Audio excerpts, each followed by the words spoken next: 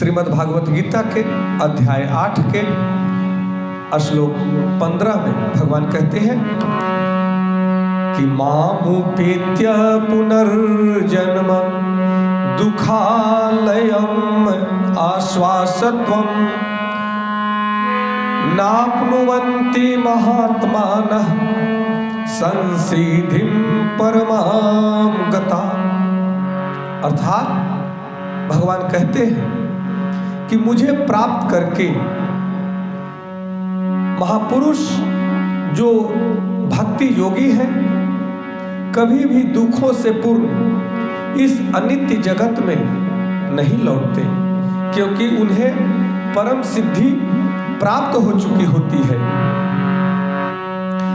भगवान के कहने का तात्पर्य है कि यह नश्वर जगत जन्म जरा तथा मृत्यु के क्लेशों से पूर्ण है। अतः जो परम सिद्धि प्राप्त करता है और परम लोक कृष्ण लोक या गोलोक वृंदावन को प्राप्त होता है वह वहां से कभी वापस नहीं आना चाहता।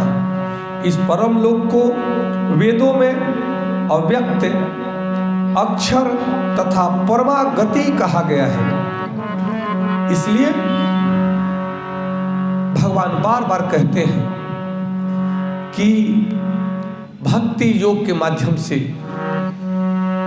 जो व्यक्ति योग में स्वयं को स्थित कर लेता है, जो व्यक्ति परमात्मा से जुड़ जाता है, जो मुझ परमात्मा में आस्था रखता है और पूर्ण विश्वास के साथ में हमसे जुड़ जाता है, वह इस सांसारिक कलेशों से मुक्त होकर के वह मेरे परम धाम को प्राप्त होता है, जहाँ से वह कभी भी इस अनित्य जगत में वापस नहीं आता है।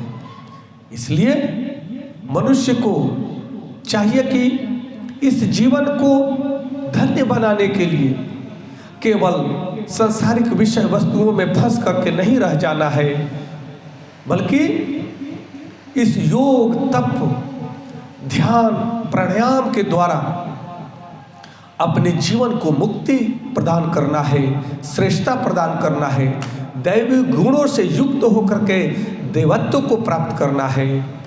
यही मनुष्य का परम कर्तव्य है। नमस्कार, जय श्री कृष्ण।